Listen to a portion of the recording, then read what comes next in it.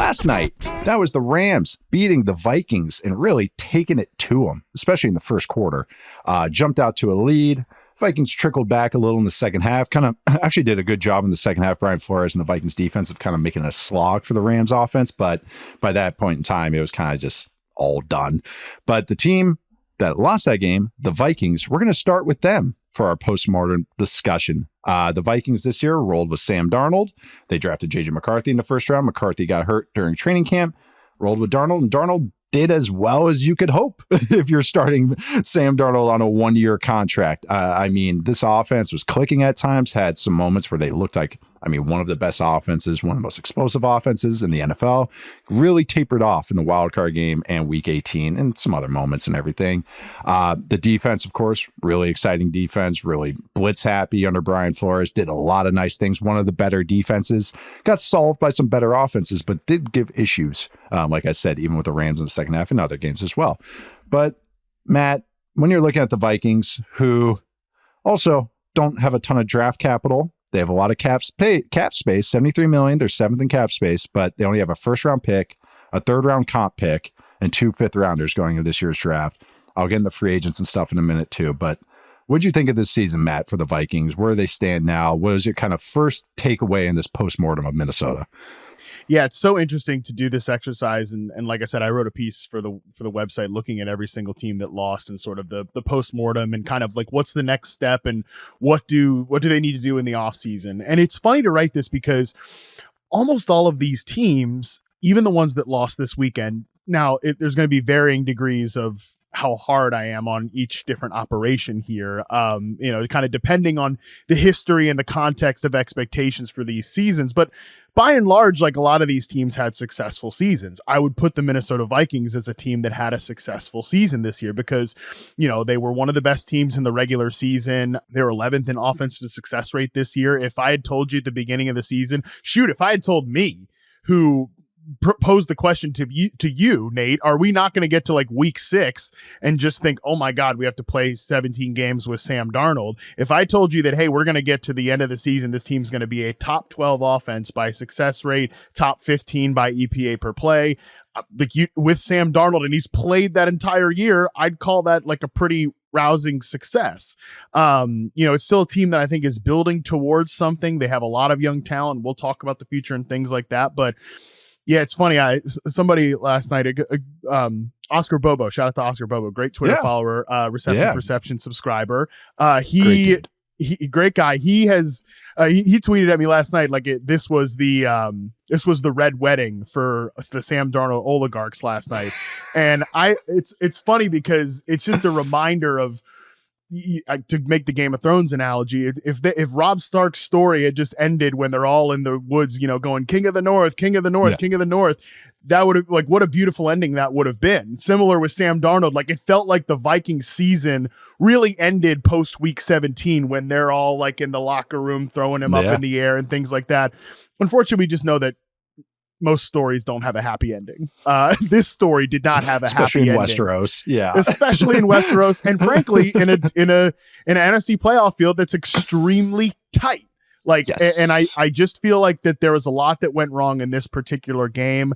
I think a lot of credit has to be given to the Los Angeles Rams. Mm-hmm. Sean McVay, Les Snead, and the guys take another bow. You've built a defense that is, fast, ferocious, got after it. It's also the most inexpensive defense in the league by a decent bit too. And they allowed, since week 15, allowed 6 points to the Niners, 9 points to the Rams, 9 points to the Cardinals, 30 to the Seahawks in week 18 when Kobe Turner, Byron Young, Jared Verse, Braden Fisk, all those guys played like 20% of the snaps, and then 9 points to the Vikings, who again were one of the best teams in the regular season. So I'm interested to hear what you think about what this particular game here, because I have a lot of thoughts as well. But I do think the Rams deserve a lot of credit for dismantling one of the better offenses in the league.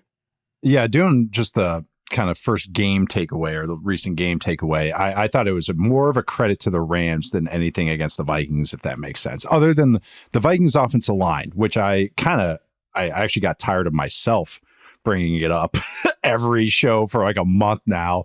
And I think I've written about the Vikings 3 times in six weeks, just because of the games they're playing, just because then they made the playoffs. I mean, you go 14-3, you're going to get talked about a lot. If you haven't noticed, a lot of these teams that we talk about a lot are in the playoffs right now, and they're winning games in the playoffs. Vikings were one of these teams. When you win double-digit games, you're competing for the 1 seed going into week 18. That's a good year, any way you shake it. But I just thought the Rams, especially on that first drive, right away you could tell they snuffed out all the Vikings staples. All the Vikings are well coached on offense, believe it or not. After you go from watching last night, they're a very well schemed team. They did not look like it last night, that's saying something to what Chris Shula has done on that defensive side. You brought up how young and inexpensive they are, and only 1 first-round pick, I believe, which is Jared Verse. All the rest are day 2. One first-round pick in the last, however many years. X amount of years, yeah. And losing Aaron Donald. And is it a perfect defense? No, but they know what they are. And I when you're really well game planned, it's about body presence and coverage, and like just having bodies near guys, bodies working towards guys. And you could see that was discombobulating Darnold. And I went back and I did a Twitter thread. I watched the first 6 first half sacks. I watched every clip, every game, but I threaded all the sacks. And I thought they were going to be about 50-50 split. Darnold was responsible for 3. O-line or somebody else was responsible for 3. I put 5 on the scheme or the O-line and 1 on Darnold. And when I mean scheme and O-line, I just meant like the Rams pass coverage, snuffing out the routes. So Darnold was like, okay, I'm off of 1. Okay, I go to 2. But the thing was, by the time you tried to get to 2, pressure was there. And it was taking turns. It was, I think I had it right here. Oh, well, Jared Verse had 7 pressures. Byron Young had 6. Kobe Turner had 4. They had 8 different Rams finish with multiple pressures last night. And Darnold was pressured on 26 of 50 dropbacks, 52% pressure rate. And I looked this up. This first stat I looked up this morning, since 2020, NFL teams that have allowed a pressure rate of 50% or more in a game have a 29% winning percentage since 2020. So you get to that mark, you're probably not going to win the game. Lamar had one this weekend, and they won the game. That's why Lamar is Lamar, and that's why Sam Darnold is Sam Darnold. That's the difference. Watch Jacoby Brissett deal with pressure and Drake May deal with the same pressure rates. That's the difference between talent level with quarterbacks. But I just thought, and I mean, you've seen plenty of Twitter threads, plenty of discussions about what those pressures meant, quick pressures, who was responsible for them. I can say it was the Rams it was coverage sacks, but they were quick coverage sacks because the number 1 got taken away and then the pressure got home. So maybe they weren't quick pressures, but the pressure got there. The pressure was there because somebody was getting there when you had to get to number 2, number 3, et cetera, et cetera. So I would just credit to the friggin' Rams. I just thought that they brought it. I thought their pass rush had an advantage in this game, even if they aren't to the level they were in the first half of the season. It's still a good pass rush. And I just kept thinking that Vikings offensive line was an issue, and that scares me in the playoffs. I've just seen a bad O-line or a weak O-line cripple good teams. Like it's like one of the most tried and true things about NFL football and even college football is that offensive lines and defensive line mismatches can completely discombobulate games and can completely throw everything out the window. And that's what this game felt like. But yeah, I just going through it all. Darnold wasn't great, of course. He left the pick inside. There's a couple times he maybe could pulled the trigger and scrambled, and there's a couple times he just missed the throw. But on a lot of them, it was kind of like, what do you want him to do? And I think that's more of a testament to Chris Shula, to Les Snead rebuilding this defense. And I'm really making me excited about this Rams defense going forward and now going against the Eagles next week. But this is supposed to be a postmortem. But the Vikings offensive line has to get fixed. The pass protection has to get fixed. They need an interior lineman. They might need 2. They need another running back that's not Aaron Jones. Aaron Jones was a great ad for them this year, but they need someone that they can a young back that can be a 3-down back for them. They get pigeonholed personnel wise because they don't trust their running backs in protection. You don't want Cam Akers to get a bunch of snaps. And he was in both of these last 2 games, really the last month, he was playing a lot for this team. It's because Jones got banged up a little, always. But that's protection. I remember saying that to you when we talked about Aaron Jones. I think it was after week 1 when you were really excited about the Vikings run game, and I really liked what I saw. I was like, this looks, but it's always okay. This is Aaron Jones. Like, talk to me in December or January, and we've arrived at that point. That's what it was. They were trying to limit his pitch count, but the thing was, like Cam Akers. That's a big drop off running back talent wise. And then on top of it, pass protection wise, that's why they play CJ Ham so much, is because they trust him as a running back in protection. But wouldn't you want Aaron Jones on the field instead of CJ Ham or a different running back? So it's just that where there's some personnel limitations on this very explosive offense that they need to address, into the offseason. But what were some of your thoughts on this game, Matt? Because I just thought, really, for me, my first really biggest takeaway is like, this is more credit to the Rams defense and their offense for the first quarter and a half than more than anything else.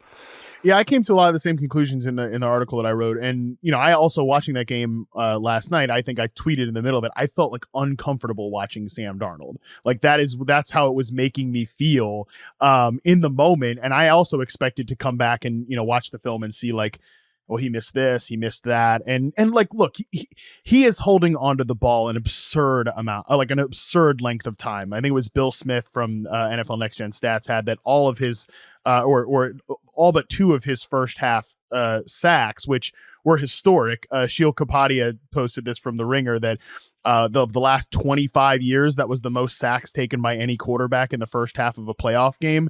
Like, again, you just that can't happen, and that's not just a quarterback thing. We've like, I don't know if you've heard the phrase, Nate. Targets are earned when we're talking about like the wide receiver position, and it's like, yes, sometimes that's true. Targets are earned.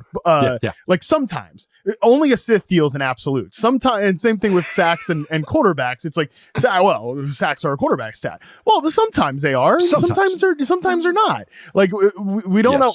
We swing the pendulum so far in both directions.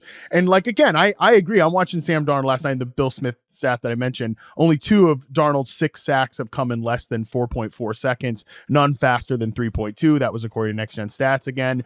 He had 2 sacks in the game that took 5+ seconds. I looked that up this morning. One was bad. The 5.8 banger in the fourth quarter. That was tough. Like, I don't care what the answer is, but just get that ball out of there somehow. You can't do that. At the same time, like, again, I'm watching it back this morning as well, and I expected to see more answers provided. I think this is a team that is very obsessed with the vertical pass game. That's how they've played all year. And I don't think that they really specialize in the quick game. And maybe some of that is Darnold. Maybe some of that is, I don't think it's a receiver issue. Obviously, I think the receivers can get open, but I think they've just tried to lean into what they have leaned into all year. And the Rams had their number. I mean, when they have these like very heavy condensed formations that they want to take these deep shots off of, well, a great way to combat that is, let's send Ahkello Witherspoon on the blitz and rip Sam Darnold in the face. Like, the Rams had the answers to what the Vikings were going to provide all year. I do think Kevin O'Connell's a great coach, but I think he comes out of this losing to an even better coaching staff. Like, that's just the way this is going to go in the playoffs. Sometimes these are the best against the best. That's how it goes, man. So I agree. I come out of this game. That's kind of my general thoughts about how things went. A lot of people need to share the blame, but at the same time, I'm listening to Kevin O'Connell after the game in this post-game presser, talk about Sam Darnold. And again, I put this in the article as well. He says, I think that I can say with him moving forward, Sam and that journey him and I went on will always be something that's a special place in my heart. I mean, that's a breakup letter, okay? Like, that's a breakup letter. And when we're talking about this team needs help on the interior offensive line, we're talking about this team maybe needs a running back. But certainly, I mean, Christian Darrisaw, hopefully he comes back healthy, but that's another thing we haven't even mentioned. They were playing most of the season without their star left tackle, who was off to a great start this season. They patched that hole with Cam Robinson via midseason trade. They also have a lot of questions to answer on defense. Harrison Smith, almost isn't their entire cornerback room up for free agency as well? They have a lot that they need to deal with. Yes. Luckily, they've got themselves out of cap hell, but I just can't imagine now, like, the way I phrased this in the piece that I wrote was, I don't think Darnold played himself out of the Vikings' plans. I think he didn't do anything in this game or the Week 18 game to stop a plan that was probably already in motion, which is I don't believe he will be on the Vikings roster next year. I keep coming back to the day before the day of the Cardinals game when they leaked it in all the national media, and we've talked about this. Hey, there were no negotiations about his extension. That was their gut instinct. And so that meant whoever that was, week 13, week 14, That's most of the season, and that's what they. And he thought. went on a tear after that. He went on a tear that I think even on this show, we were like, well, maybe he's going to change their minds. Change my mind. Yeah, right. Same. I was thinking, hey, a guy produces at this level and you go on a postseason run afterwards, you're gonna have to recalibrate that. The problem is one of those things didn't happen. He did not go on a postseason run. No, they didn't. And that was what he needed to do to like make it impossible for them, because you can't like go move away from a guy that goes on a Super Bowl run. It's really hard. But that was okay. So whatever week that was, but 3/4 of the way through the season, and then he has his biggest highs, basically the second half on the Cardinals game onwards, to the lowest lows, which were the last 2 weeks, which is now I'm seeing ghost emojis. I saw somebody just describing him with a ghost emoji, which I actually chuckled because I knew exactly what that meant. Like where it was just somebody tweeting normally, and then there was a ghost emoji in there. I didn't even have to read it. I was like, oh, he's talking about Darnold. Like, which I kind of funny, but also kind of sad. Sad, man. I feel for Darnold in that, like I think he's gonna come. Some scars just never go away, you know. Like, and I think he's gonna come out of these 2 games feeling a little bit like, like I'm still, still me. I can't run from that. There's the 3rd down throw to Jalen Naylor that he misses behind him on the over route. That Darnold's reaction on that one was one where you could tell he's in his head. Well, obviously he misses a throw like that, but still you could just see his body language was just very much like, oh, like, I can't believe that just happened. Kind of like one of those where it's like, is this really happening to me? Like kind of, he had that kind of going on. And it was a great point. You just talked about KOC's comments on it. Remember last year how he was with Cousins? Like he started just already kind of like going like, oh yeah, he's out of here. But like saying it in a Kevin O'Connell, very, very good way and clean way of saying it. But you could see the writing on the wall right away. Like it wasn't like in his own way, he was managing to talk about this, but basically saying like, oh yeah, Kirk's gone. And so that's kind of what you're bringing that up is a great point, because it's like, okay, he's kind of telling you what they're about to do here. They might tag him and trade him. They have options like to do all this stuff, which is why I think they're really interesting, what they do the next few months. I also want to say too, is McCarthy, the one bright side with him is he doesn't take sacks. That was one positive with him coming out of college. Some of that was Michigan's offense, but he's a good athlete and his pocket movement is really good. It's kind of funny to me because my comparison of McCarthy was Kirk Cousins with traits, like that's kind of how I picture him, which could be a really good player. But again, it's an unknown. And the people in the building know best. You might talk yourselves into it because you're like, hey, this is what we're going to do. But they work with McCarthy. He seems like a great dude, a hard worker, coming off a meniscus. But it's still, meniscus you can come off of. It's not an ACL. It's not an Achilles tear, anything like that. But just an interesting team the next few months. Because like you said, we both said that, but they're top 10 in cap space. They don't have a lot of picks, but they're actually kind of a nice spot to draft what I think they need, which is interior offensive line or interior defensive line. I think their defense at times was a lot of smoke and mirrors on purpose, and it was very good defense. But at times you could just use some stoutness to kind of help you out. So maybe you don't have to lean into that as much.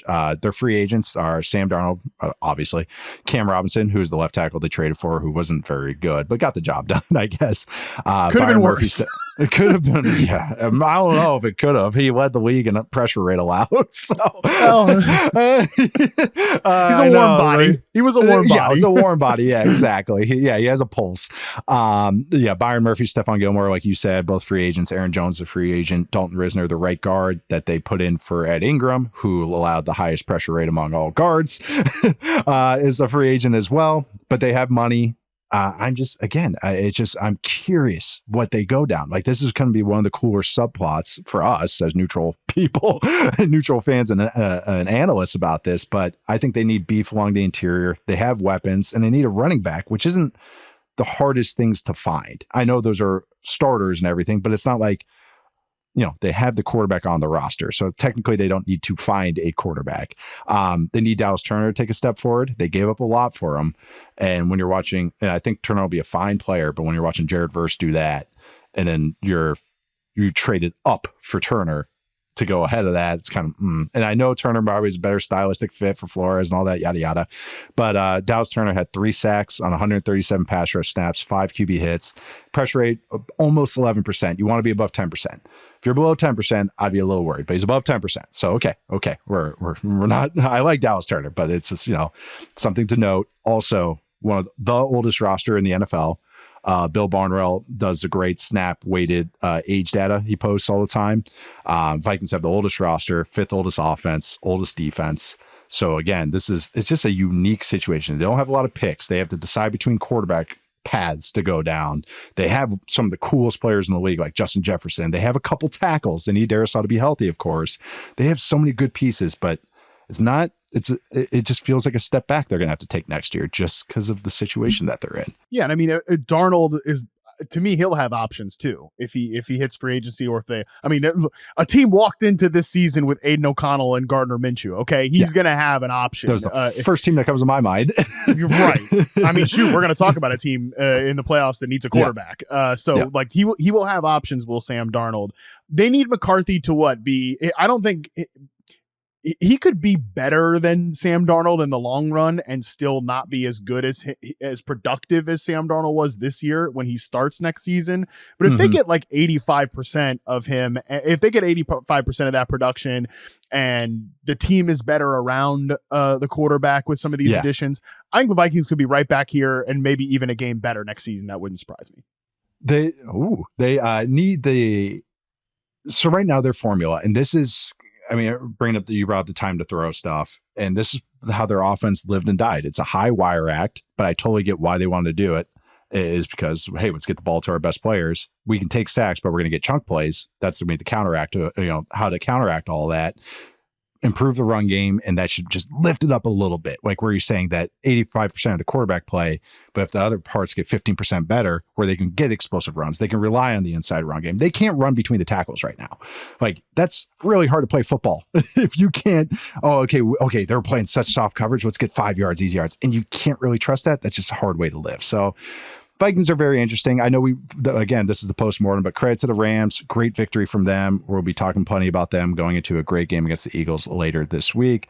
Vikings are just very, very interesting for the next few months. All right, moving on to the game that the losers that started the weekend of Wildcard Weekend. That's the Chargers, who, breaking down this game, previewing this game, I really should have listened to myself going like, hey, the Texans defensive line really has an advantage in this game. They really have an advantage. And do we quite trust Greg Roman in a playoff game? Things, again, I got to listen to myself sometimes.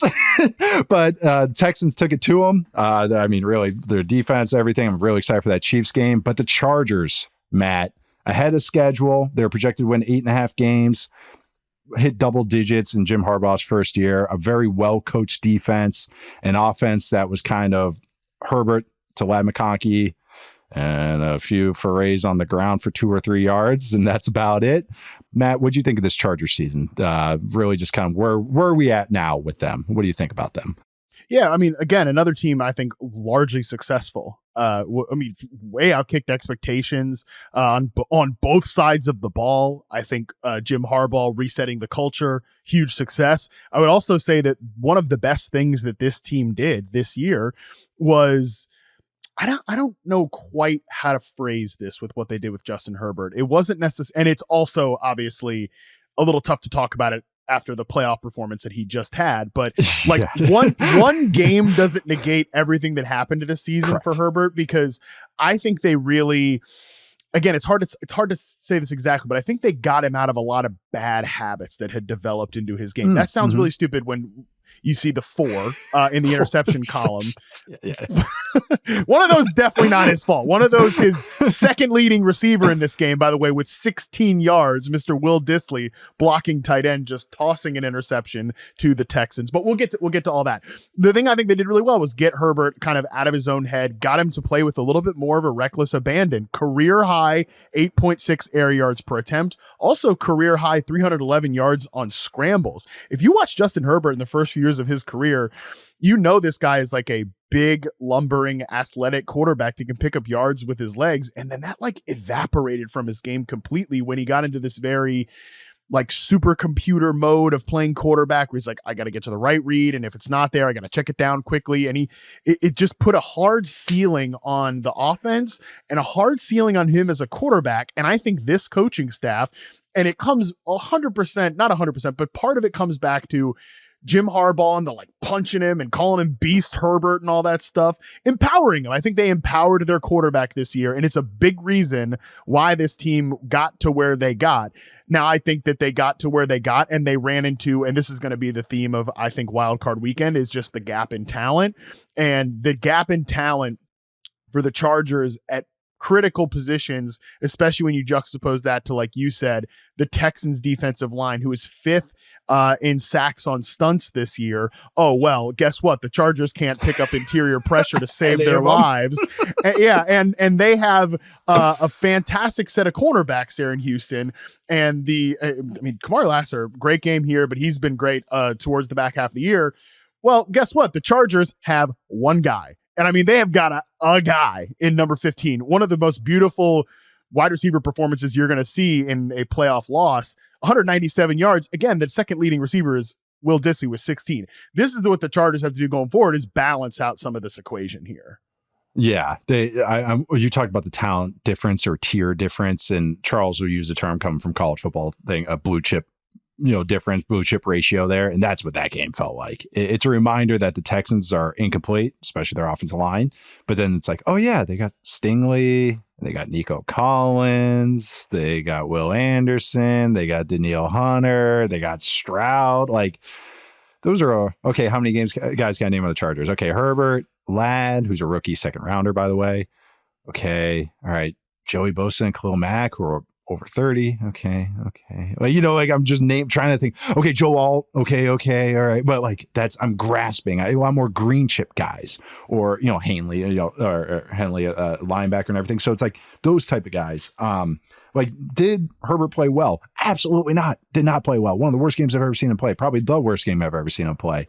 But again, I think it's the worst. I've watched a lot of Chargers football over the last, 3 years, and because he doesn't have nuclear fall apart games like Darnold falling apart. Seen that. Yeah, totally. Herbert's floor is so high that you don't ever see him have those games. Maybe miss a couple throws and maybe take one interception where he tries too much, but you never see the compounded ones. Yeah, he got the Dissly interception, but then his first one after the Stroud interception, he was going for the shot play, and it was kind of one of those where it's like, just throw it away. These types of games are going to come down to every possession. Just throw it away. He was trying the trick shot. He's one of 5 people that can even try that throw. So I get it. That's me, a mere mortal, telling a god level arm to not be a god. But it's one of these things where you just have to know playoffs. Troy Aikman had awesome. Troy Aikman, by the way, probably my favorite commentator now. Which if you told me that 5 years ago, he's my favorite. Troy, Troy and Buck, great. They're fantastic. I think they're awesome. And I think just Troy has found this really nice balance of like being critical, but not being a about it. But then also praising guys when they deserve to be praised, but not going over the top with it. I feel, and just he's talking about other things. Yeah, I think Aikman's been just awesome, but he had a great line. Also not trying to like constantly teach me something. I love the commentators who are, some guys are really good at, like, obviously Greg Olson's really good at this. Yeah. Like when he's trying to educate the audience, he's very good at it. There are other guys that do the job, and it's like, all right, this isn't the Nickelodeon broadcast. Like, I'm aware of what this is. You don't need to teach this. We're not doing football 101 here, folks. Like, come on, enough of it. Yes. Yeah. You have to give the audience some credibility, like, maybe teach them and go, like, if you show them something they don't know, they go, oh, I want to learn that. If you talk about more advanced stuff, that's why you listen to Football 301. But Aikman had a great line, and this is going to stick with me, I think, for the rest of my life. He was talking about how playoff games aren't about the big plays you make. It's about how few mistakes you make. And he said Jimmy Johnson had that line. I was like, that's good. Like, because that's really what it comes down to, isn't it? It's not, you have to have the Stafford no-look throw. You have to have the Mahomes scramble and everything, but that's 1 or 2 plays. It's not that they hit 14 of them. It's just that they avoided crippling mistakes. They didn't have, the Mahomes scramble, and he's catching it straight here, but Jalen Hurts had a fumble in that game in the Super Bowl a couple of years ago. Remember, and they got Nick Bolton picked it up and ran for a touchdown. That was the big mistake. Hurts had a bunch of good plays, but he had the one crippling mistake. So I don't know. I just really stuck with me in that. You bringing up that how Herbert used to be the supercomputer, and he still kind of is, but it was the Joe Lombardi probably showed him a ton of Drew Brees tape. And it was probably just like, no, you don't, no, never scramble. You never scramble. You throw it in the dirt and everything. So that's so true. I thought too, was that this game, ironically, he never scrambled. And it was like, this was the game that he needed to do it and he didn't do it. So it was just a mess for them. But getting to where the Chargers are at, again, they're ahead of schedule. I just thought this was a house's money year. If they want a playoff game, house's money, whatever. You have a quarterback and you have a head coach and you have a really good defense coordinator, it looks like. I think that's a pretty good place to start at. And you have a future tackle. I don't know if will end up on left side or right side, but he could play both, I think. They have $77 million in cap space, which is sixth most. They have all of their picks and a bunch of late round fodder picks. It looks like 6th and 7th rounders. They're free agents. Khalil Mack, Morgan Fox, Denzel Perryman, Sante Samuel Jr., who ended up on IR, Poona Ford, J.K. Dobbins, Josh Palmer, and Tier Tart. And this is what's hard for me with the Chargers. I like a lot of those guys, but it's like, how much do you want to commit to a Josh Palmer? How much do you want to commit to J.K. Dobbins? How much do you want to commit to Khalil Mack, that it's 32, I think, years old right now? It's just interesting decisions where if you can get some of those guys back on nice deals, that'd be okay. But, you guys select, and you have plenty of cap space, but you just don't want to overdo it. Tier Tart is another one of those. But they just have a lot of options, I think, to go on in this offseason. Where do you think that they should probably focus on, Matt? Well, definitely, I think continue to kind of chip away at the defense and add talent there because Jesse Minter, looks like a home run hire. And they had a great draft this year. They got a lot of guys like on the third day that contributed in the secondary. While they also, I think, have a franchise tackle and a number one receiver. Like, that's the thing I think that, people are going to come out of this game and be like, oh, God, they need like a T. Higgins or something. Number one, T. Higgins not going to hit the open market. Number two, like, you're probably not going to find anybody better than Ladd McConkey because you probably don't understand how good that guy is. Like, I think he's capable of being their one, and they just need some other guys in the orbit. I also definitely think they could use a real deal running back addition. J.K. Dobbins, obviously wonderful signing for the value that they paid and a great story, but I think he kind of ran out of gas towards the end of the year, and none of the other guys really stepped up as a compliment. So, and interior offensive line 100% has to be a focus. So I think continue. Look, this was a hard pivot from not just what they were from a salary and like an age perspective under the previous regime, but talking about Joe Lombardi versus like Jim Harbaugh and Greg Roman's offense. That's a very hard pivot from what they were. I think they just need to continue to sort of lean into that identity. And I buy that it will be something good for them in the future.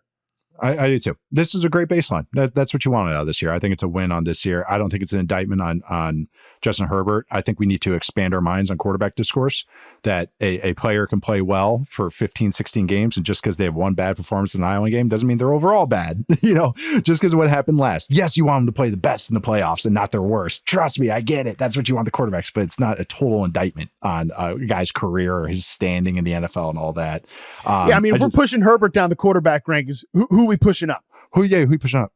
It's not Jordan Love probably after this weekend. Who else you got? Jalen Hurts just because he won? I don't think so. I don't know. Jaden Daniels might get the pump from a lot of people. That might be the one that guy. Might be the one. Well, then that's the thing is like, I actually would love to get like every GM and go like this, do the whole face smash thing that Mark Zuckerberg started. Like this guy or this guy. This guy or this guy, and just go through it all and just see what that ends up coming up. I think that'd be a fun exercise. But this is tying this all together, going back to that blue chip thing. All right, you look at the Texans. Usually this is traditional. You want a quarterback, obviously, pass catcher, a pass rusher, a corner, and a left tackle. Like that is the ideal blue chip 5. Texans, Stroud, Collins, the ghosts of Laramie Tunsil, Will Anderson / Daniil Hunter, and Derek Stingley. Okay, so they had going into the season 5 for 5, but say 4 out of 5. Then you get to the Chargers. Quarterback, Ladd. Now they got that. Potentially a left tackle and Joe Alt.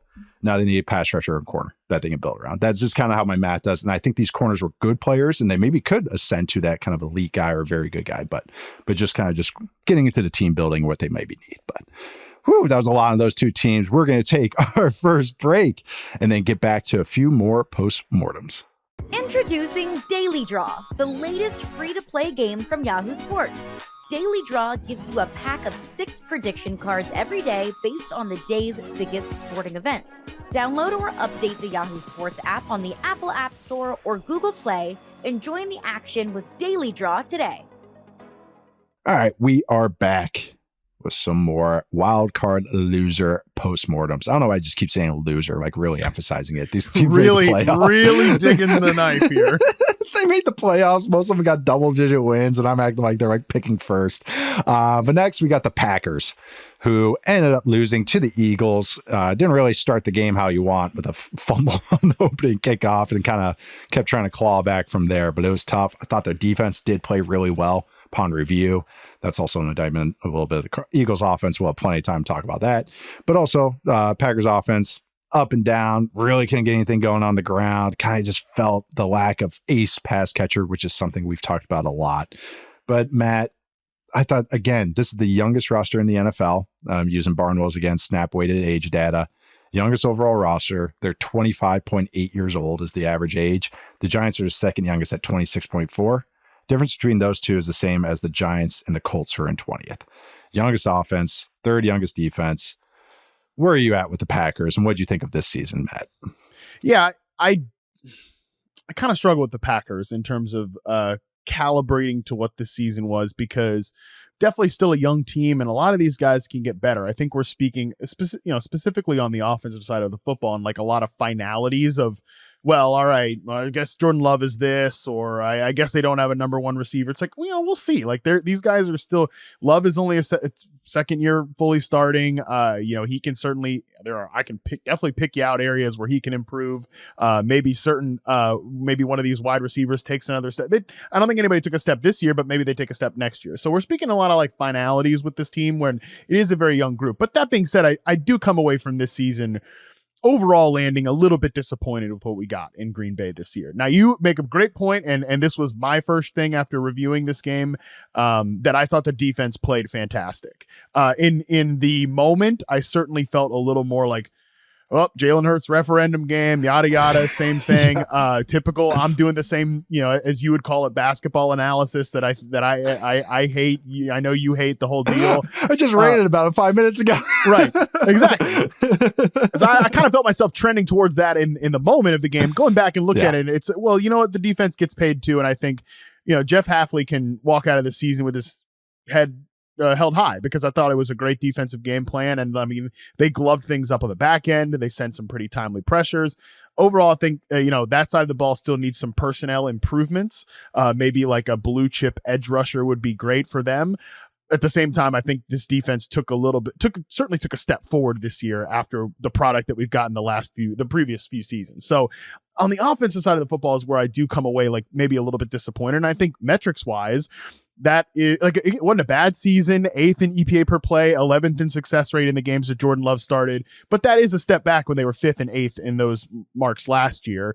And I thought it was actually really well summed up from Packers tight end Tucker Kraft, who I know you're a big fan of. He said in the locker room clean out on Monday morning, quote, "You could feel what was brewing for us." In relation to this early playoff exit. He also said things like the team needs to wake up and walk the walk in living out the high expectations that this team brought into the season. I love him even more. I thought that was like, when he said you could feel what was brewing for us, I'm like, yep. I actually am not surprised at all by anything that we got from the Packers on Sunday. I thought that the offense had left me wanting for a while. The lack of an ace pass catcher, we talked about it. When you look at just the overall heavy receiver rotation, I mean, obviously you get to a point when Christian Watson is out, Dobbs gets hurt, Reed gets hurt. You're having to rely on, okay, now we're like, Bo Melton's gone from a cute little thing we throw out there all the time. Malik Heath is a cute little thing we do to now these guys are, this is it. This is the most important targets of the season are going to Malik Heath.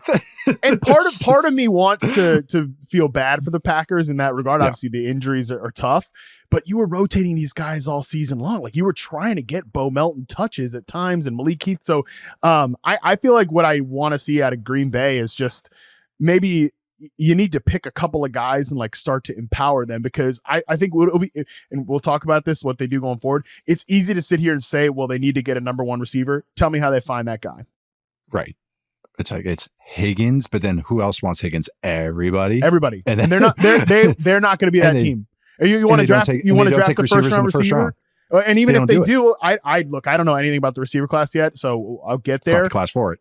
I've heard it's not the same. It's not certainly not the level that we had last year. And also, they're picking in like the Xavier Worthy, Ricky Pearsall zone, from last year. And like those guys might be good players, but that's number one last year's class. You take a round one rookie receiver, they might not even be better than Jaden Reed is right now. They might not even be better than one of these guys right now. So it's not an easy path forward. It's not. And path forward is a great way to put it, because I thought that like they were going to take just a leap forward. And I knew that was maybe way bullish and going into maybe disco stewing it, where I was like, oh yeah, to the moon. Whereas, how they played in the second half. And I know how the NFL is. It's 2 steps forward, 1 step back, 2 steps forward. It's just kind of how it goes. I just never thought they could kind of put together back-to-back weeks where I was like, their offense, I should say, where I felt really good about them. It was more like, okay, I watched the Seahawks game and I'm like, oh yeah, this is it. This is what I'm talking about right here. And then I watch, pick a game from the last month. I'm like, no. Lions, Vikings. Yeah, Lions game. I mean, and there's a bunch of like, oh, they're just almost there. Oh, they're just almost there. But the thing is, I thought those, just almost there would connect. Like that was the issue, when they have issues before, is because it's another high wire type of offense because of how Love plays. Like you got to connect on some of those haymakers. And that's the thing. There's a lot of them just not even having a chance at it. I just felt like defenses had clear paths to make it hard on them. Meaning, we can just run man. We can just blitz them, as opposed to like, okay, I really need to do this, this, and this, and have a very specific game plan against them. So it felt like defenses didn't have to really work to make it hard on them because guys just weren't executing when it came down to it. And I think this offense especially has a lot of like guys that are worthy of seeing the field and guys that are worthy of playing and starting. Just now need the blue chippers to step up. And like you said, these guys are young pass catchers. I'm talking about offensive line too, but the pass catchers too, it's build your hierarchy. And that's the term I put down. It's like they need a pass catcher hierarchy. They need a workflow chart that teams have, that companies have. All right, this guy's the boss of this guy. This guy's the boss of this guy. An org chart. That's what they needed. That's what they need with this pass catching group. Tucker Kraft can be number one for me, just because how much I like him and maybe how much fantasy stock I now own of him. But I really do think that this is a young team. This is what you wanted them to maybe win a playoff game. I had them as my kind of sneaky Super Bowl pick before the season because I was like, they could get hot and I could kind of see where this is building up to. But the defense crescendoed, the offense stagnated. And that was kind of like, all right, that's still a good offense. You just brought up their top 10 stats. And that's how I view them. I view this as an easy top 12 offense that can have super highs. They just didn't reach those highs as much as I've seen in the past and where I could maybe think they could push in the playoffs. Losing Christian Watson, again, that doesn't help. But the thing is, it's like, it's Christian Watson. Yeah, come on. There's been way too much like, well, they didn't have Christian Randy Watson. Moss. It's like, yeah. He's valuable. He's got a role in like an important role in lifting the lid, but like he leaves you wanting in a lot of other areas as well. He's another 2 on a group full of 2s and 3s. Like he's another one. I think he's a 3. I think he's overstretched. Yeah, he's a deep ball guy. Yeah, that's the problem is these guys are all like somewhere between 2.5 and 3, and they need a little more than that. And I'm glad you brought up the offensive line too, because I come away from this game and the Vikings game too with like, hey, if you don't have great pass protection and you also really want to lean into, and look, some of this was not their fault too. Like Ellington Jenkins going out like right away in this game, tough, and then you bench the guy that replaces him. Like that's just a bad way to start a playoff game, especially when you're 7 points in the hole right away. That's tough. Obviously just not the script that they want to live on anyways. But if your pass protection is not great and you're also an offense that wants to launch it and doesn't really lean into the quick game, then you run into a lot of problems and the volatility of your passing game can be expressed. And that was certainly the case with like Jordan Love is definitely not the Sam Darnold range of outcomes, but he does have a wide range of outcomes. He does. And what I like about him is he's going to play how he plays. Like he doesn't see ghosts, almost to a fault sometimes. I wish he would have a little bit more of that supernatural sense to maybe get scared out of some of the stuff. But no, it's this kind of last thing is that if you want to be a deep ball attacking offense, the interior of the offensive line is so important because you have to build a pocket. These guys have to step up into it to have some rhythm, some consistent rhythm. And I think that too, you have to have an interior offensive line. I mean, shoot, how much, well, we're going to talk about them in a sec, but the Bucs build up your interior offensive line. Look how much better everything looks. And that just, I mean, that just really matters. If you don't have a run game that's truly, truly consistent, or can get taken away like they were in this game by the Eagles, like that's what makes it hard. Now you're just living and dying on haymakers because you have no jab, and you need jabs. And you just brought up too, no quick game for Vikings. Not really. They do a little bit of stick, but it's not what they are really based on. But if you don't do that, you're attacking underneath with the run game. And if your run game's not there, you're not attacking underneath. So then it's just haymaker, haymaker, haymaker, haymaker. And then if you get counterpunched on that. So I am still bullish on LaFleur. I'm still bullish on Love. I think people get a little nuts about Love and Love stomping on his grave because they're petrified of the Packers having another dude at quarterback, and I get it. I get it. That if I were an NFC North fan, that'd be obnoxious for me too. But he doesn't take sacks. He can make every throw. He actually does make good decisions, believe it or not. It's just that sometimes he is going to take the most aggressive option possible. I'm still very bullish on him and where the Packers are at right now. But they don't have a ton of free agents.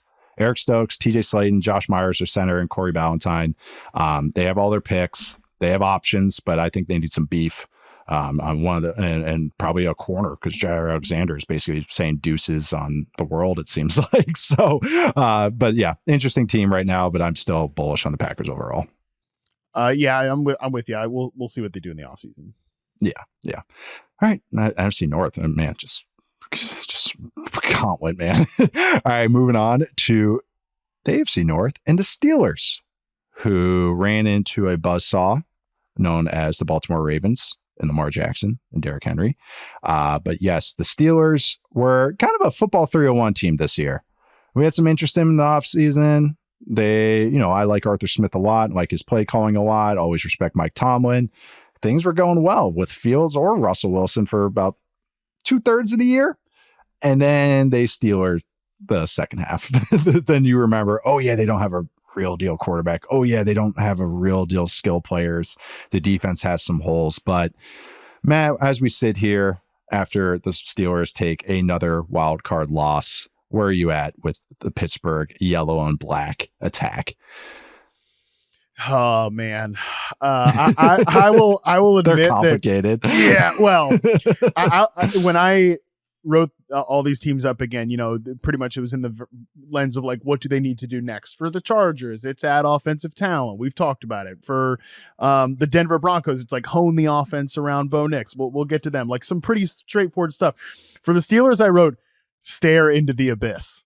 Because I think that's kind of where they're at right now. It's dark, it's heavy, it feels a little overly dramatic, but I mean, it just, like, Mike Tomlin's famous for saying the standard is the standard, and like we can all just acknowledge that in recent years, the standard is very much like, what is it? Since 2018, this team has had almost the same season every single year, outside of one in 2020 when they won the division. That was the year that Joe Burrow tore his ACL. It was also the year that, it was the COVID season. Lamar Jackson, COVID, the biggest rivalry in the NFL. They won that division that year. They still were one and done in the playoffs. But I mean, it's almost every season since then. They're just good enough, 8 to 10 wins to continue to throw out the no losing seasons to hang that banner. Mm-hmm. That's great. But they're never a needle mover in their conference. Since 2021, in their 3 playoff games since then, they have lost by a combined 49 points, 16.3 points per game, to the Ravens, the Bills, and the Chiefs. And it feels the same way every time. Yeah. Oh, great. Well, guess what? None of those 3 teams aren't going anywhere. Those all their quarterbacks are retiring, right? Totally. Yeah. At least they don't have like, future Hall of Famers, MVPs in the prime of their careers. And it doesn't matter. Like, they had Russell Wilson, they had Mason Rudolph in for a bench, Kenny Pickett, and Ben Roethlisberger for all 3 of those games. I mean, Ben obviously on the last legs of his career, but double-digit one-and-done playoff losses to the big boys in the AFC. That is the standard right now in Pittsburgh. And the reason that it gets really dark really quick is because tell me how they get out of this one. I have no idea, but I'll tell you what, like, I know Tomlin obviously and you know, fire Mike Tomlin's become like a thing now. I'm not here to call for Tomlin's job or anything like that, because he's part of the reason that they make it to these games every single year with a mid roster.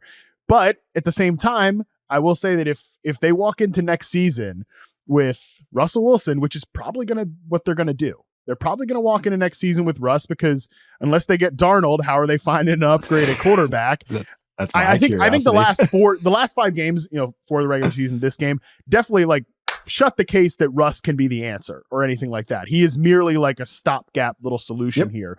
But almost regardless of what they do at quarterback, if they walk into next year with one receiver who you can barely count on anyways, because George Pickens is George Pickens. You know, Tomlin's like, well, maybe he was late to the Christmas game. Maybe he wasn't. Oh, so long ago. I think was his exact quote.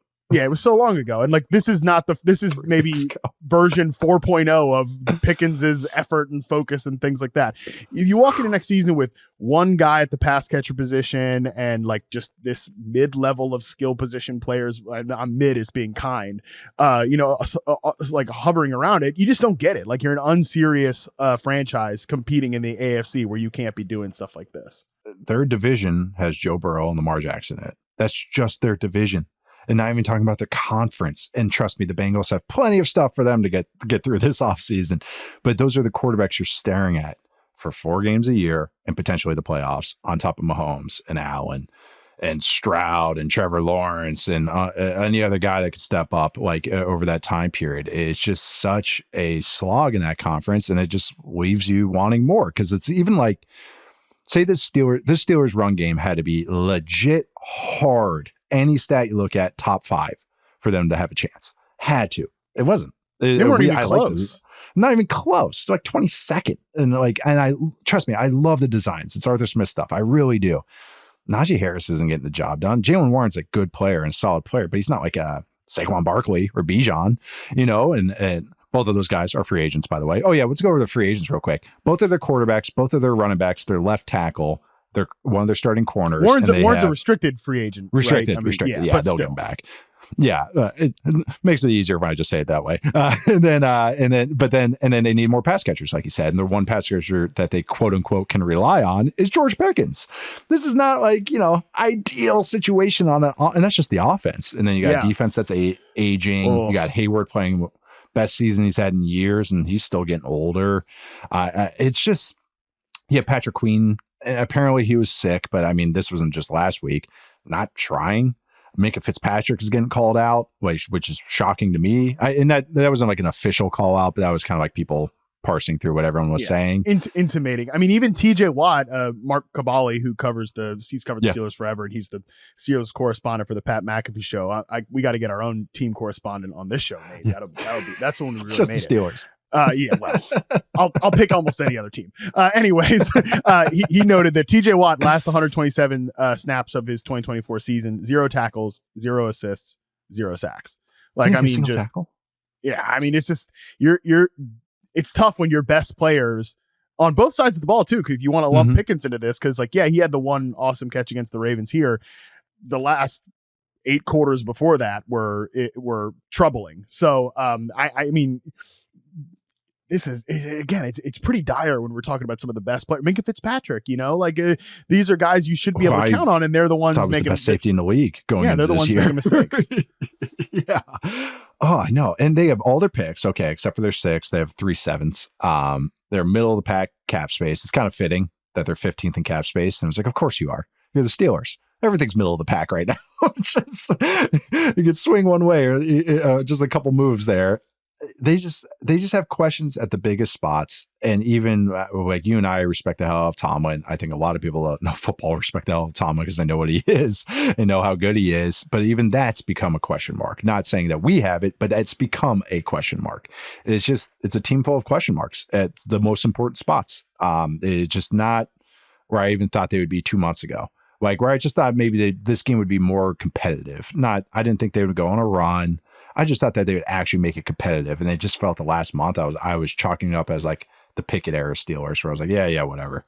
And I know that's not fair to do to any team that's making the playoffs, but that's kind of how I grouped them when I was watching them. That's how they played in the playoffs too. So a lot of questions for this team, and it's just going to be interesting how they solve those questions. All right, or answer those questions. That's a better finishing of the metaphor, because I can't do those correctly. I'm like freaking Biff Tannen from Back to the Future. Just messed up. I just get all my metaphors backwards and mix them up. But we're going to take a quick break, and we'll come back with the last two losers from Wildcard Weekend. All right, we are back for the post-mortem of Wildcard Weekend. We are going on to the NFC South champs, the Tampa Bay Buccaneers, which was an entertaining game. Commanders won this at the end on the final play. Again, I think it's been 5 or 6 games in a row that have come down to the final play for them, the cardiac Commanders. But those Tampa Bay Buccaneers, another kind of football 301 team. Kind of get interested in them this summer. You are Mr. Cohen. You're Liam Cohen's number one fan, which I tailed you on this one. I'm like, yeah, no, I'm with you on this. It was a very good job from him. I thought this offense was one of the most fun offenses in the league. Baker Mayfield played well for most of the year, and they still come out with a wild card loss at home, by the way, because they lost this one. But where are you at with the Buccaneers? Because they're the Buccaneers. They're kind of their own category for a lot of things to me, even when I do a mock draft and try to figure out who they're taking, because I feel like they can do so much this offseason. But where are you at with the Bucs right now, Matt? Yeah, similar-ish to the Chargers in that they're a good team that had a really good draft and has a lot to look forward to in the future, I think. At the same time, there's a little bit of a different vibe here. I think the biggest reason is that this is an offensive team that is going to risk losing its offensive coordinator for the second time in 2 years. And let me just say this, like there is a 0% chance they do what they did last year, which is have to wave goodbye to their play caller and then upgrade, which is what they did, right? Like Canales goes to coach the Panthers. They bring in Cohen, and like, I'm a Canales fan. I like what he does, and I think he did a good job in Carolina this year. Good hire by them. Looks like they finally got something right. But Cohen was better. Cohen was better for the offense this year, and a lot of things got better under his watch, not just because of the players, which, I mean, my God, Graham Barton, it's unfortunate that he's going to be remembered for that, fluffed snap at the end, because he's just been such a wonderful player for them all throughout the course of the season. Obviously, again, some personnel additions contributed to this too, getting Bucky Irving on day 3, getting Jalen McMillan as like a complimentary receiver. A lot of things went right for Tampa Bay on the offense this year, but that's going to be problematic. Like, I think there's just no chance they can let him out of the building. I don't know what it's going to take. It is easy for me to sit here in my stupid office with no consequences to say, well, just fire Todd Bowles and promote Liam Cohen. Like, I have no idea if Liam Cohen's going to be a good head coach. I have no idea. Like, maybe he's going to get out there and F up timeouts and, game management, just like Todd Bowles does. I have no idea. Okay. That is a complete unknown to me.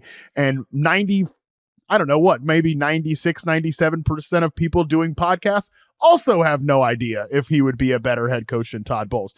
But whether you got to make him the next Ben Johnson and like incentivize him to keep coming back and pay him a bunch of money, who cares? You got to keep him in the building. That's objective number one to me, because like the reality is that the head coach of this team is a defensive guy. The defense stinks out loud, and they were a huge problem in this game. I mean, they tried to do the Bulls stuff, and I think like they got Jaden Daniels to like a couple of times like throw an incompletion, but never make a big mistake, because Jaden Daniels just is the coolest customer on earth. Somehow never makes a mistake. It's unbelievable. I was talking to Barons this morning about this, where like the shot of him after the game, and with like the kicker is doing his head, hair thing.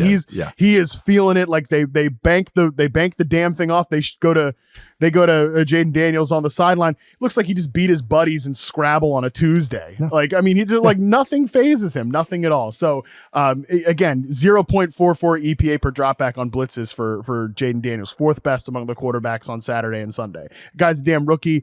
He threw past the sticks on 3rd or 4th down 80% of his passes. He was picking apart this defense, which, I mean, of course he was, Nate. Like, was there any part of you that thought he wasn't going to drive the length of the field and at least get him a field goal? Because obviously that's a credit to Jaden Daniels. It's also a a downgrade to what the Bucs have been on defense all year. So I don't know. I feel good about the direction of the Bucs. I'll probably pick them to win the division again next year. They got a lot of nice young talent. Default.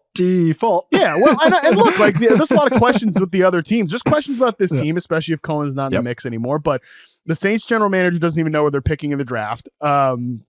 Michael Penix is going to be first year starter. And then obviously Bryce Young, still a little bit of a question mark there. And they had the worst defense in NFL history this year. So I'm probably picking the Bucs to win the division again next year, but they certainly have a couple of questions to answer. Chris Godwin's a free agent. Bredesen's a free agent on the offensive line. And obviously they need to do something. They can't be one of the worst defenses in the league next year. No, I talked about before the game. I was like, they're so blitz happy and like record pace blitz rate that they had since their bye week. But I would never said this is good.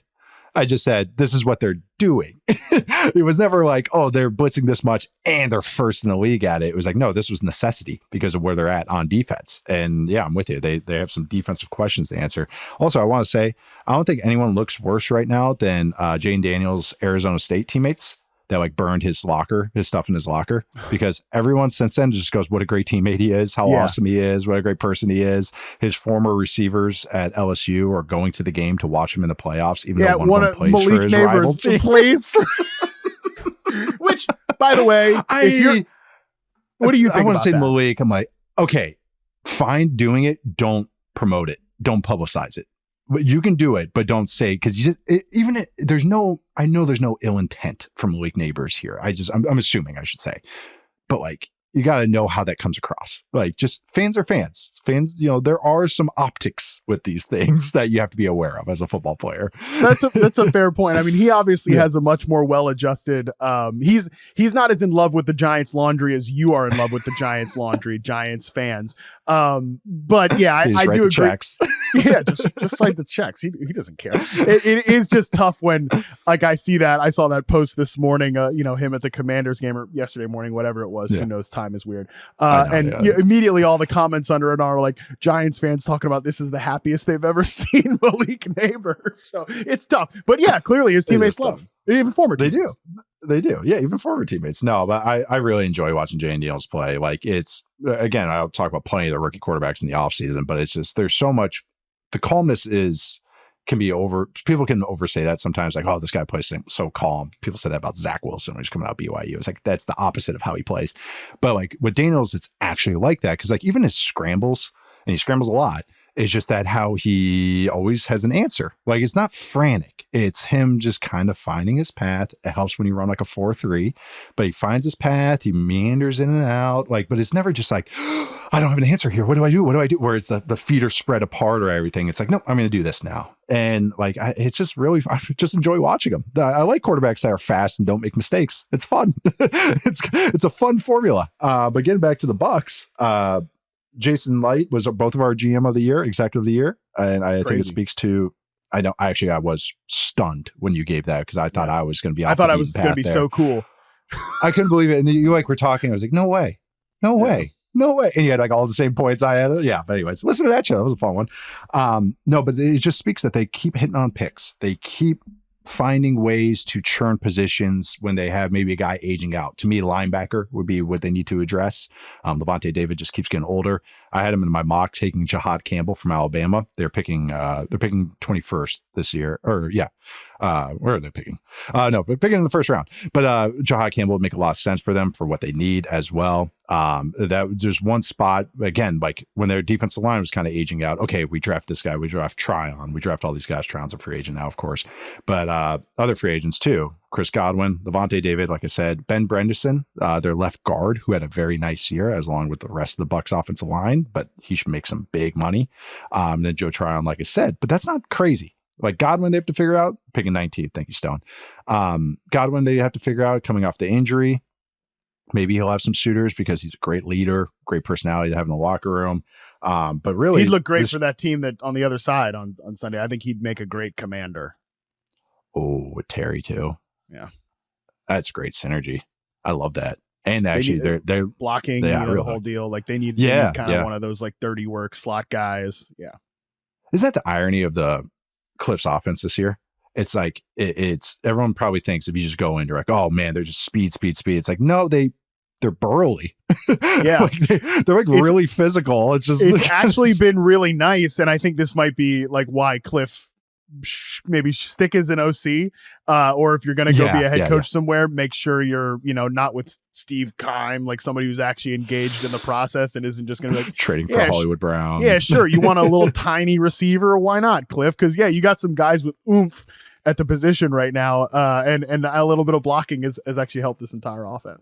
It has. It really has. It's been fun to watch. I'll give flowers to Cliff and that whole team. Like, I don't know, the Commanders are likable. Like, they got good vibes right now. Like, I like a lot of guys on their staff just interpersonally and stuff like that. So, but no, I for the Bucs though, I don't know. I feel like I say the same thing with them every year. They have a lot of good players, and they are in a bad division. And Baker. This is probably the best you'll see Baker play.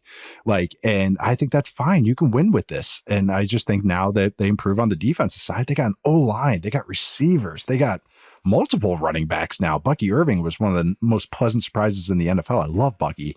They have defensive pieces. They just need more to fill out the hole. And I think they can be another kind of samey team next year. So with the Bucs, moving on, our final team from Wildcard Weekend, our final postmortem, that is the Denver Broncos, who lost to the Buffalo Bills. Had a great first drive though, and then it kind of fell apart. What happened? It was a great first drive, and that probably was the safest bet of the weekend that the Broncos were going to score on that first drive. I could have put money on that one. I can't anymore, but I would have. But no, it is they end up losing this game. Offense kind of just hit a wall going against that Bills defense. Buffalo's offense just overwhelmed the Broncos defense, which was very good this year. Broncos, of course, making the wild cards huge, especially with all the cap hits that they deal with, the Russell Wilson cap hit, all the dead cap staff. I thought Sean Payton did a tremendous job this year. Thought Vance Joseph did a very, very good job this year. They got the most out of Bo Nix. Bo Nix was, after preseason, I was like, oh my God, Bo Nix might not make it a month. And the first month looked rough. Watching how Sean Payton and Bo Nix's improvements with it, one of the cooler things to watch this season. So I think the Broncos are sitting in an okay spot, but where are you at with the Denver Broncos year 2 of Sean Payton after this wild card loss, Matt? Yeah, okay. Frankly, I do think that we don't need the 7th seed in the playoffs. I know we're like we're closer to getting an 8th seed than going back to 6. Yeah. Totally understand that. Because to me, this game, and honestly, the Packers and Eagles game too. The Packers were the 7th seed in the conference. The talent gap is just it's really tough to overcome at this point. Like it's tough to get away from that, especially in the AFC. Especially in the AFC. Now that being said, again, very successful season for the Denver Broncos. I thought this was going to be the worst offense in the league. Like when we talked about this in the preseason, I believe the Broncos were my pick as potentially the worst offense in the league, because the results in 2023 were rough. Frankly, I didn't really know where Sean Payton stood at this point as a play caller, and the on-paper talent at the skill positions with the rookie quarterback under center. That looked like a bottom 10 unit to me. 100% was wrong. They were 16th in success rate, 18th in EPA per play. Nothing special, but certifiably averaged, and at times I think even a little bit above average. Especially don't describe anything with the Broncos as good. They'll kill you. Well, we'll get to it. And obviously, renaissance season for Sean Payton. Bo Nix wildly outkicking my expectations, anybody's expectations, and an offensive line that I think created a fortress of pass protection that ultimately was the top 5 O-line this year. That is the reason of those things that they got to where they were. Now I think it's about, let's do a little window dressing here. Let's zhuzh this thing up a little bit. We've rebuffed the foundations of the house. Let's get ourselves like a rain shower or a jacuzzi tub or something like that, because a steam room. Why not, man? That'd be a sauna. Wouldn't that be awesome? That'd be awesome. My God, I'd change my time. One of those. Change my time. Change my time. It's one of the, swear to God, it's one of the things I really miss being with a team. Was that I would take a steam every day because they would have them. Oh my God! I'm a dry sauna guy, but one way or another. I gotta go to the gym and after working out, and it's like some freak listening to his music with no headphones in or having a damn phone conversation. If you're in the sauna at the gym, follow the rules. Okay. Hang up the phone. Be a real person. People on the phone in there? Oh yeah. That's Unbelievable awful. stuff. And I mean, I've heard some wild conversations, but we'll leave that for another podcast. Anyways, for the Denver Broncos, like, yeah, let's get a sauna in here. Let's be a little weird. Let's be a little extra, because I think you could do it now. Like, you look at, I know this is every Broncos favorite topic, but like, let's talk about the running game here for a second, because I think that this, when I look across the league, and I don't think we're going to get another, Baltimore or Philadelphia situation where we have like a great ecosystem and then you drop like a Hall of Fame talent and you go to the moon, you weaponize it. But that's what I'm obsessed of, trying to find the next version of that. I think the Broncos could be that type of team, because again, close your ears, Broncos fans. But if you just isolate their running back runs, they're 13th in success rate this year. So don't, Bo Nix, the scrambling, that's all taken out of it. Just running back runs. The thing is, they actually don't have any good backs. And I'm with you on that one, Broncos fans. They don't have a good back. Like, they don't have one guy that was just the thing this year, but the collection of players did produce a solid run game. And again, the proof is in the pudding here that has nothing to do with the backs. On those running back runs, Denver ranked 11th in yards before contact per rush by the running backs and 28th in yards after contact. So like, we get a real deal running back in here. Yeah. I think this could be a fantastic run game. We get they got a lot of interesting role players kind of in Cortland Sutton's orbit. Vele's an interesting power slot zone beater. Mims was a nice gadget addition. I mean, just popping big plays left and right. I know Troy Franklin scored the touchdown here. I'm like iffy on Franklin. We'll see. But he makes a lot of mental mistakes. A lot of mistakes. And for even though they played together in college, him and Bo Nix have no chemistry, which is bizarre. But anyway, so they got a lot of interesting little pass catchers in Cortland Sutton's orbit, but another high volume guy there, they could really be cooking with something. And a little bit more beef on the defensive interior, I think, would also go a long way, because I do think they got pushed. I mean, look, Buffalo's going to push everybody around because they've got a badass offensive line, and they've got Joe Brady cooking up great stuff like in heavy personnel packages and things like that. Mac Hollins fitting up the freaking B gap as a blocker. They're going to push around anybody. But I think a little more beef in the run game to go along with what's a great pass defense, that could go a long way on that side of the ball as well. Yep. They picked 20th, and I just think they're in a good spot there for what I think they need. And it's right, exactly what you say. So beef on the interior. Don't have to address the offensive line, which is nice. They're free agents this year. DJ Jones, which is one of those beefy guys in the interior. Javonte Williams, which is kind of like, I think Sean Payton's fine with moving on from Javonte Williams. That was just a guy to get him through the season. And Jaquan McMillan, who was a restricted free agent. But that's really it. And they got decent amount of cap space, $58 million. So they have what we like to call options. But the running back, that's such a great stat, the before contact, after contact, because that's exactly when he watched him. And the whole thing we're joking about is when I was talking about Bo Nix, and I described the Broncos run game as good. And really I meant to say is the offensive line's good. and the sound and the scheme is good. But the thing is, when you watch it, it's just like the running backs aren't doing anything. There's no broken tackles. There's bad reads, if you'd ask me. There's guys like magnets going right to where they shouldn't be going. They should be going opposite to the hole, run the darkness. I thought Sean Payton is going to want a two-back system.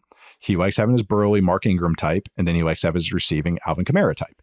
Like, that's the ideal version, but he's always been like this. He's had Sproles. He's had, he likes the big guy. He likes it being a two-back system, essentially, and maybe a gadget guy as the third. This is a loaded running back class. So I think that they have a nice option here on day two. They have all their picks rounds 1 through 4. They don't have their 5th. They have 3 6-rounders, and they don't have their 7th. But I just think they're in a prime position to add a pass catcher, and then add a running back somewhere in the first 3 rounds, and then you can get beef on the interior defensive line. Like, they're kind of set up for what they need. Needing a running back isn't the worst place to be unless you're the Cowboys or something, and where they're just like in a paper bag, can get themselves out of a wet paper bag. What's Dalvin Cook up to? Yeah. God. But it's when I'm watching this team, it's like, man, you're almost there. And to me, I've gone pass, because this is a weird pass catcher class. I've actually gone tight end for them in round 1. Colson Loveland from Michigan. The Tyler Warren from Penn State.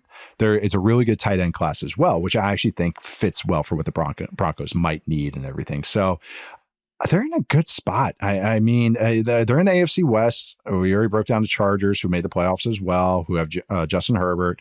They're going to play Mahomes every year. But like if they can compete against good teams, really, like, because they had some good performances against solid teams. Remember the Chargers going back and forth with them? I don't know if that's a good team, but solid teams. That, man, if you just add a couple more things, a couple flourishes, and even the defense drops back a little bit, even go say they're 10th next year as opposed to top 5 or 12th, maybe that offense improves to 12th or 10th, and you're kind of keep living this way. So, and then do I think Bo Nix has a lot to tap into and improve? No, not really, but I do think he will naturally improve just because he gets more reps in the NFL, gets to work with Sean Payton. I think you can live with that. And so I think the Broncos are kind of set up pretty nicely for the draft, free agency, and what they need. Kind of not the worst spot to be in considering what they were 2 years ago. Oh yeah. And I mean, all we talked about coming into the year is Russell Wilson dead cap. And it's no one cares about that anymore because they to what degree they hit on the quarterback, that's obviously still TBD, but they certainly hit on the quarterback selection and the head coach is good. And they outkicked expectations this year with they don't actually need to add like a sauna or anything, but they've got a good foundation to build on the house, and they can flip this bad boy pretty quick. I think the Broncos are in a good spot here. We'll see if Patrick Surtain can cover next year after allowing a touchdown to Curtis Samuel, leading Buffalo Bills wide receiver in the postseason. Curtis Samuel, you can never take it. You can never take that away from me, people. Did it count for fantasy? No, but it counted in my heart. Who cares? That's all that matters. It's like Rashad Bateman catching a touchdown. I was like, Jahan Dotson caught a touchdown. Yes, he did. He needed about 7 seconds to finally come up in the progression. That's the literal longest pass from the pocket this entire season. That's just. But he did. He got there. It still counts. It still all matters. Like I said, he needs that full 7 seconds to come up in the progression. It's like AJ Brown. Maybe think about Devontae Smith. Maybe think about a scramble. What's Saquon Barkley doing? Let's take back there. Yeah, take a look at AJ Brown again. Think about dirt in the thing again. Whatever. There's John. That play is so funny. Hurts was able to, like, of course, like you said, go through all those reads. You can tell twice he wanted to break the pocket because breaking the pocket was yelling at him like the Green Goblin mask. Yeah. Yeah. And then also, but then on top of it, like he was able to fully hitch up into the throw. So, like, meaning usually you only can fully hitch up if you're in rhythm, like 1, 2, 3, hitch. He was able to do all that, make a stew, make a campfire, and then fully hitch up into the throw. Just credit to I'll just leave it as credit to the Eagles offensive line more than anything. But Broncos are in a good spot. Bucs, fairly good spot as well. Other teams, kind of a mixed bag, which is going to be a lot of fun to talk about. But all these teams made the playoffs. Congrats. Congrats to all the coaches and assistants that get a nice playoff check. It's the only time coaches make the same amount as players because players only get paid through the regular season. So then once the postseason hits, they all make the same game check, which I always just find that funny that I made the same amount of money as like Derek Carr, who got paid when we were with the Raiders. I just thought that was kind of funny always. Like, hey, we make the same amount this week. But anyways, they're very fun. I always love wildcard weekend. Divisional round was going to be a lot of fun. Charles and I will be back on Thursday to preview those 4 games. But we're closing it out today. I am Nate Tice. You can find me at Nate_Tice. Matt, where can they find you and where can they find the extended version of this discussion? Yeah, Matt Harmon _BYB. I'm going to tweet about this in 2 seconds. I'll post the article. And I've got something on Terry McLaurin coming out later in the week as well. Oh, what is there? I don't want to spoil anything. What, are you saying he's elite?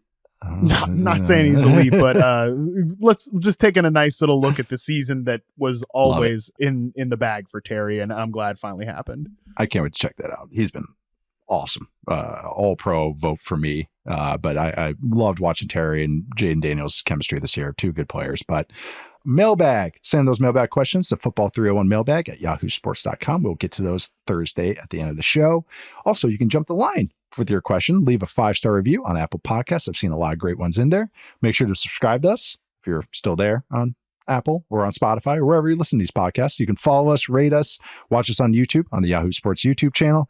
Thanks to Stone and Madison behind the scenes for everything you guys do. Thank you all for listening. See you guys next time.